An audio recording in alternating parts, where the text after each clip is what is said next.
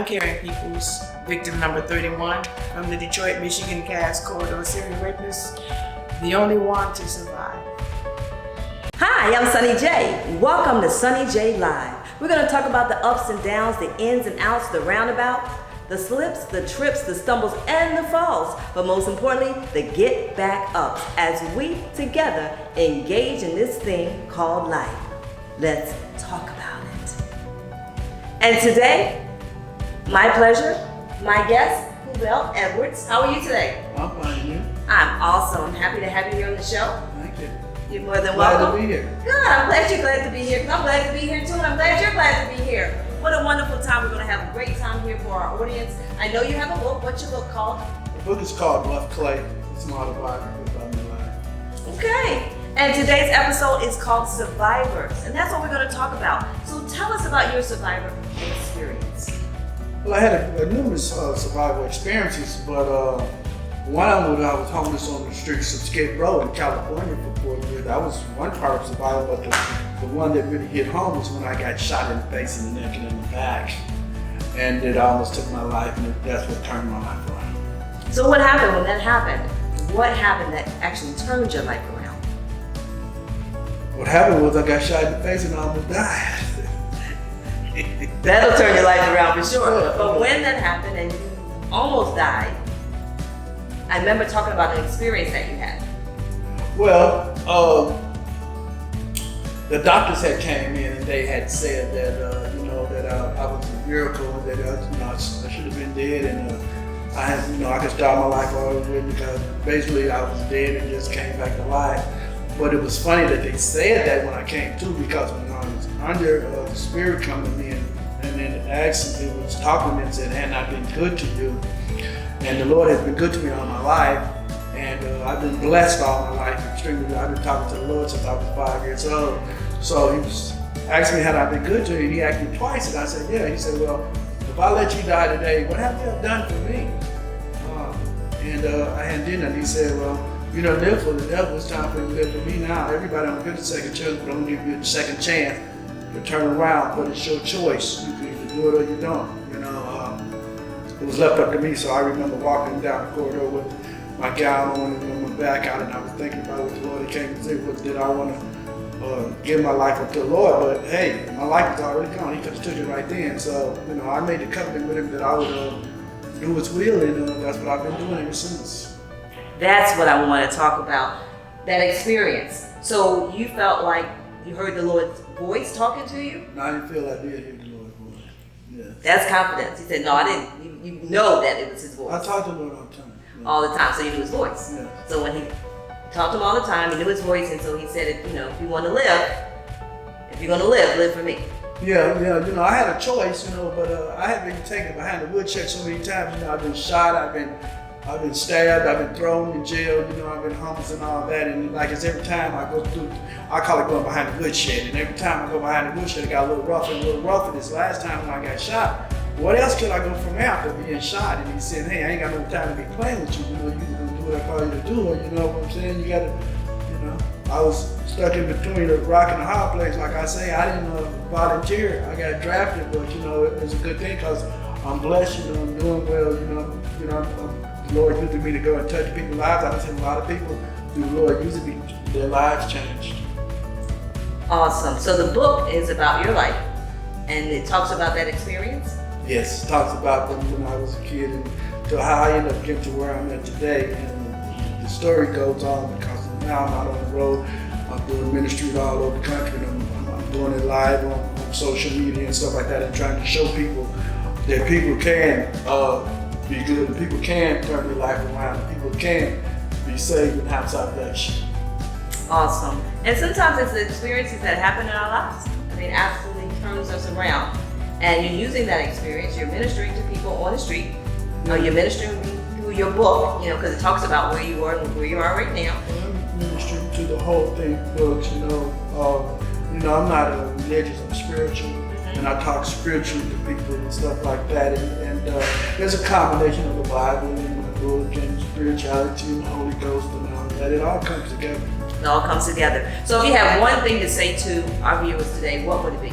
Well, my ministry is very easy. it tells you don't turn your back on the Lord. You know what I'm saying? If you take one step, he'll take two. You can communicate with him. You can transmit and receive with the Lord. And when you do that and you have a relationship with you, your life will become a lot better because he can guide you and lead you, because he'll give you some understanding and you'll listen and you'll know, well, don't go that way, go this way. That's it. That's some great information that was just shared. And on that note, take some notes, write it down. We'll be right back. K1, come on, come on. Oh, K1LS, yeah. The gloss. 24/7. KLS. 365, yeah. I love it. The gloss.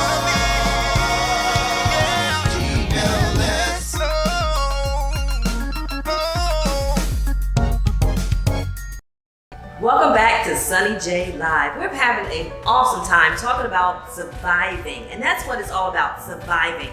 We're not victims, we're survivors. And my next guest is Karen Peoples, who is a survivor many, many times over. If you read the book, I mean, oh my goodness, and time after time after time. But there's one in particular I want to talk about. So tell our viewers about that experience that you were the survivor of, the only survivor. Oh, you're talking about victim number 31. That was a serial rapist that was lurking in Detroit. He was killing women in Detroit at random. And so there were 30 that they didn't know who was doing this killing, who was doing the raping, who was the serial killer in Detroit. So when it happened to me, I was assaulted with an axe and then inevitably with a gun. However, the gun jammed and it didn't go off, so I was just the attack and the horrific wounds that was taking place with that.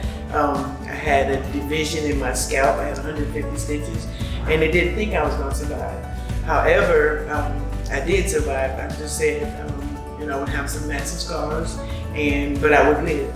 And so they also informed me that my hair would never grow. I would always have to live, with turbans and hats and things like that. But God intervened, and my hair did grow. And so when they interviewed me to say that I was victim number 31, which means I was the only survivor of that 30 women segment, and then I was the only one that could identify him. And so he was identified and ultimately was killed in prison because of his actions. So I learned to not survive as a survivor, but I wanted to live. And so I learned how to live versus exist. So that impelled me in my heart to help somebody else, because I know I couldn't have been the only one. I couldn't have been the only victim, and then understanding that rape and child molestation and all that goes together, there's a need for somebody to be able to say, you can survive. Can survive. And of course, you'll hear a lot more of Karen's story on another episode, but we ended with that, and that was such a surprise to me about, that piece of being the only survivor. But now, during that experience, I remember you saying that you heard a voice. Yes. So tell us a little bit about that. I was laying in the bed after I realized he tried to shoot and the gun jammed. I didn't know where he went. However, he did escape out of another bedroom window. And so, I was laying there and I was feeling the saturation of blood just running out, and the warmth of my mattress just filled with my own blood, just laying there. I didn't know what to do. I knew I had 2 kids in the other room, and I had to think. I couldn't move and I couldn't see, but I had to think of how can I get out of this for them. Mm-hmm. And so the mechanism of survival came with a thought. And so I asked God, if you're real, because I wasn't an absolute believer, but I did go to church. And so I said, if you're real, help me get out of this and survive and save my other 2 children, which were 2 and 3 at the time. Wow. And so I heard this magnificent voice that was, it was accompanied with a light in the room. It was of course dark. So it accompanied a light in the room and said, if you get up, I'll do the rest. Mm-hmm. And so I didn't have a phone. I didn't know where to go. So I couldn't see. So I had to crawl about a half a block away to the telephone booth at that time. And so I got in the telephone booth, I called 911, and I told them where I was, and I passed out. I woke up 3 days later. Amazing. But I was listening to the voice say, go, just go. go. You get up. I'll do the rest. I'll do the rest. That's very, very powerful because, like you said, you couldn't even see. I couldn't see. To be able to just had to just go up and get up. I heard the voice and get up. Because I remember you saying that when this was going on, when he was actually assaulting you, you said, I need to play dead. Yes. So at the end of the actual assault, the sexual assault, the physical part had taken place. The actual sexual assault, I did lay still because I didn't know how do you treat a person like this. Do you fight? I didn't have nothing to fight with. So I had to use my heart and my mind. Ask God, what should I do? Be still. Be still. Be still. Be still. Yes. And that's what saved your life. Absolutely. Because it killed all the rest of them. Yes. And he was looking to kill you. I mean, Yes. hit you with the hatchet and all of those things. So, the chances of you dying was very, very great. Right there. It was right there. And then you could feel your body. I felt my body getting cold, and I felt, but my mind still works. And I had to think, how can I get to my 2 kids? So I just played there, and then the Holy Spirit said, be still. I'll get you through this. I'll get you through this. Yeah. And he did. And he did, because here you are today. Yes, here you are absolutely. today, and you got hair, you're not going to have the scars, you're not just surviving, I mean, you're thriving. Oh, You're thriving. Yes. You got a Surviving. business going on and all these things, your ministry, you've got plays, Yes. and talk about molestation and things that happen in your life. You got to read her book because when I read your book, time after time after time, Yes. there were experiences where, you should not be here. Yes. And God got you through. Absolutely. And so you really do need to read the book. If you haven't read it, you need to. We're going to tell you where to get it from. What's it called again? Raped and Restored. Raped and Restored. Yes. So on that note, what would you share with our viewers based on hearing the voice of the Lord, based on the experience of that? Because that's very traumatic. I cannot imagine going through something like that. But what would you like to share with our viewers about that experience? I would share that there's a lot of things that we go through in life, some more horrific than others, and there's things that we go through, physical, mental, emotional, all kind of abuses that happens, but there's a decision that has to be made. You have to decide, am I going to let this get me, or I'm going to overcome and achieve this? And you have to make a decision instantly. A lot of people see counselors and they have those in place. I never saw a counselor that wasn't in place for me. And I had to trust God and everything that He was telling me, but you have to be quiet and listen. I had to stop crying. I had to stop complaining. There was nobody to call. I had to rely on my total trust in God to realize that I did want to live, and I felt myself, I was worth it. And I was worth living, and I had to be worth it for my kids. So I would tell them that life, your life is worth it. You're very much worth it. You just make a decision to live. Make a decision to live. Make a decision Wow. to live. Powerful. And on that note, don't go anywhere. It's just going to get more and more powerful and impactful and informative and insightful. Stay tuned.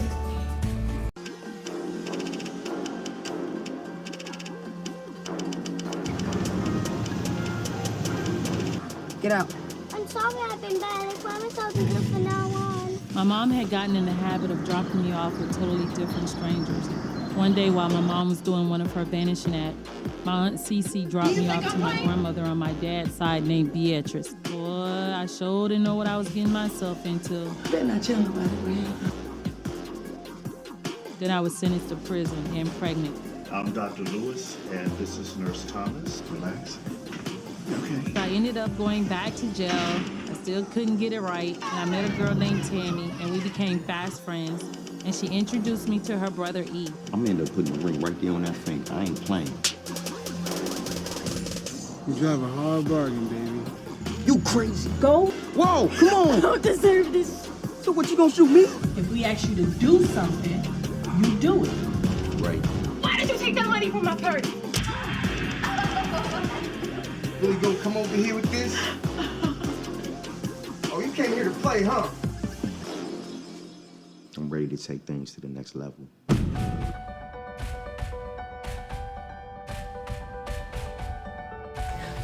Welcome back to Sunny J Live. And we're just going to continue moving on. We got another story for you.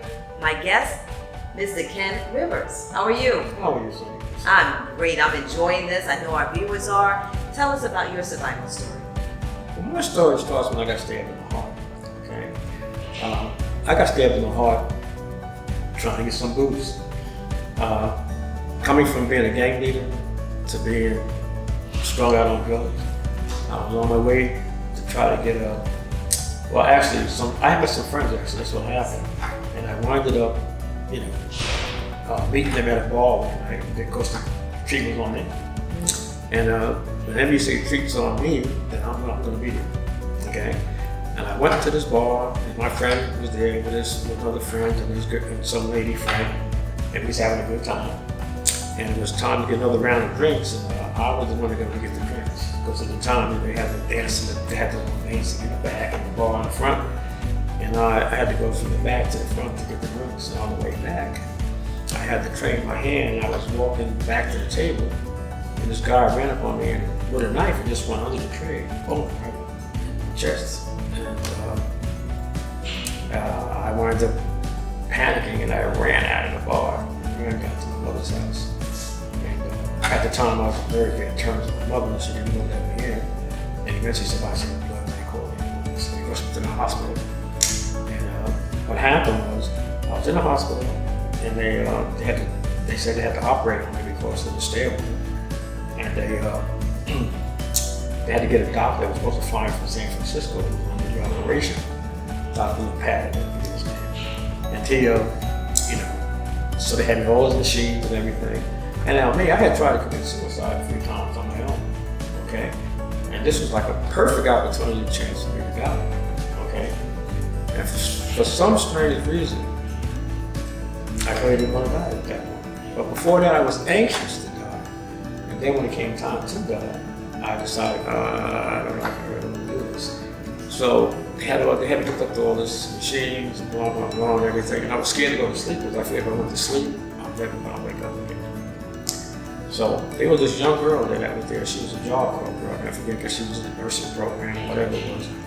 And she was talking to me mostly through this whole thing. And she kept saying, if God really thinks it's your turn, you should go. There's probably a heaven. There's probably a better place. But if not, then you gotta fight. You gotta fight. You gotta fight. And what happened was, I have a sister, my sister Joan. I had never ever seen her cry before. And she came to visit me. And she was standing there saying I was gonna be all right. But while she was telling me I was gonna be all right, she was crying. So that let me know that I knew at that point that I was gonna die. Okay.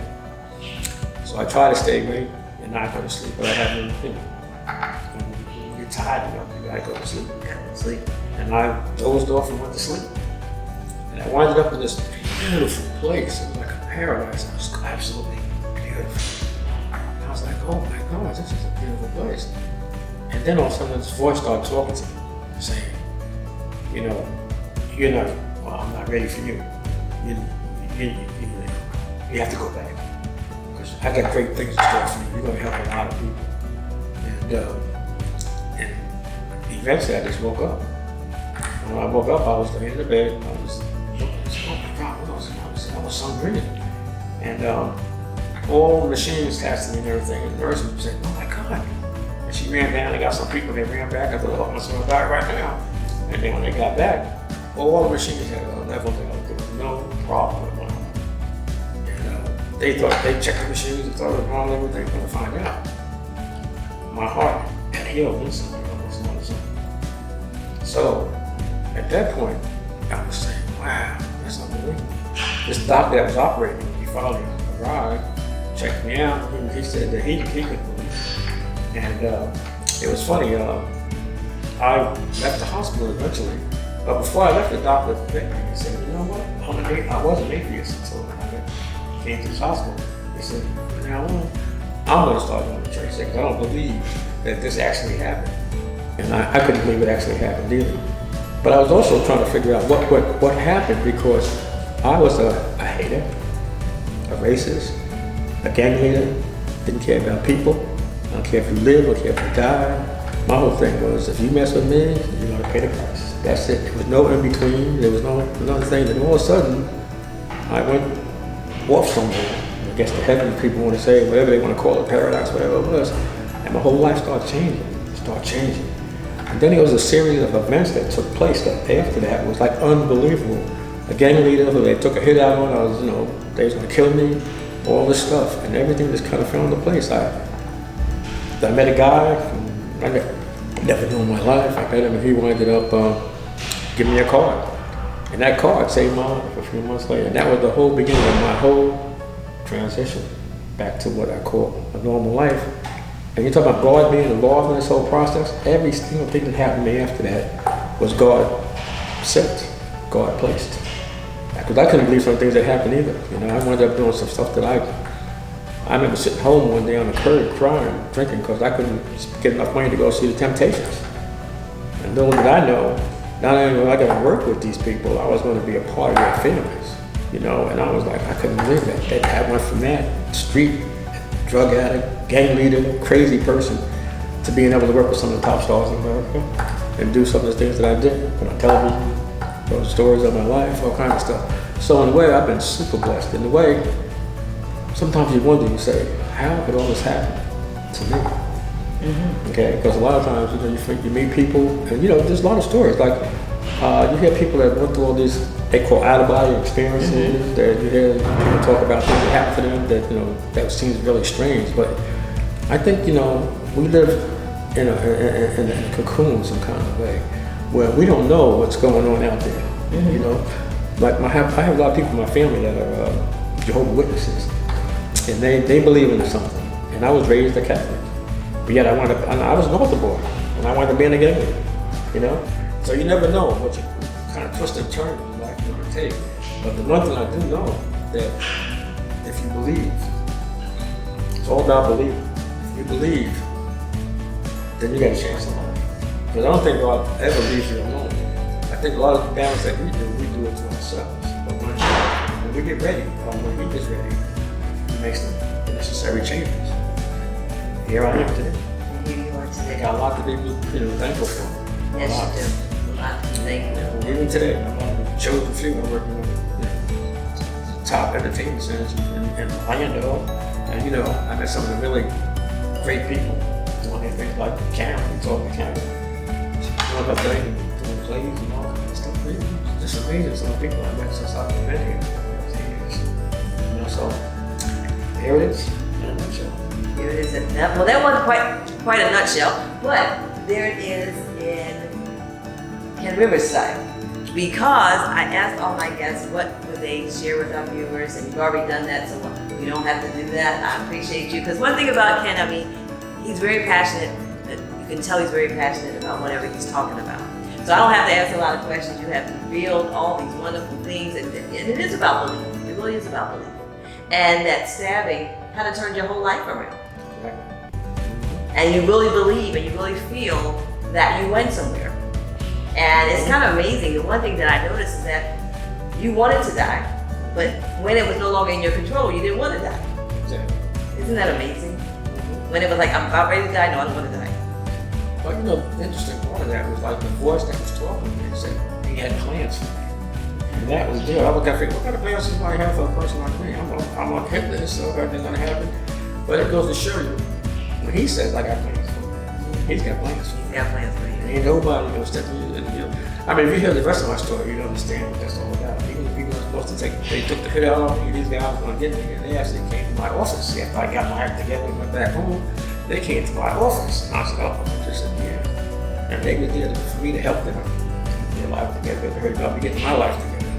So you know, God, He works. Sure it does.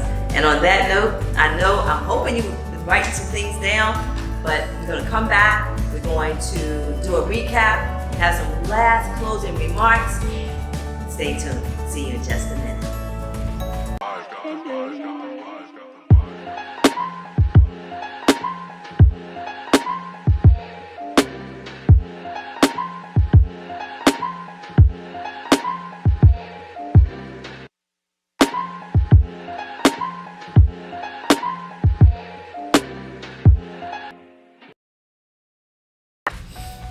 Welcome back to Sunny J Live. I've had a great time, very inspirational. The stories that we've shared today, it's just amazing. It's totally amazing. And you know, some people don't believe that there's a higher being. But these kinds of stories, when you listen to them and you reflect back on your own life, you can find a time when God was there that brought you out of something.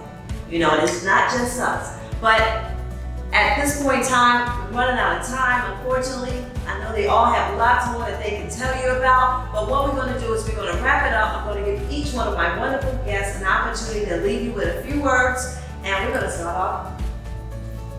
There you go. Yeah, thank you. What I wanted to say that I'm an evangelist and I travel all over the country, you know that. I'm everywhere. And I'm doing street ministry and now the Lord has even had me to do it on social media now so it can get to more people.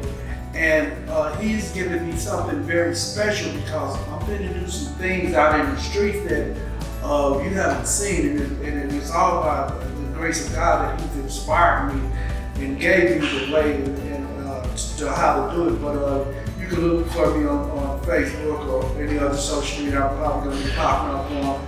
But it's going to be some amazing, wonderful, outstanding stuff that God has done, not me, but that the Lord's will be done, not mine. Awesome. All right. Karen Peoples. Well, my second book is called She Won't Tell, but I've learned in life that she will tell. If you allow her to tell, she can tell. So the book says she won't, but she will. But she will. All right. And And my thing, never take off at me because when you least expect it, you show up in your life. When he does, he's really a force to deal. He's a force to deal with. Force to deal with. Definitely. And you know, just like that, things can change. Oh yeah. That's the God we serve. He takes us places, and he takes us other places. Stay tuned. We've had a great time. This is our episode called Survivors, never victims, but survivors. We raise up, we rise up, we move forward, we strive, and we thrive. And on that note, love you. God bless. God bless.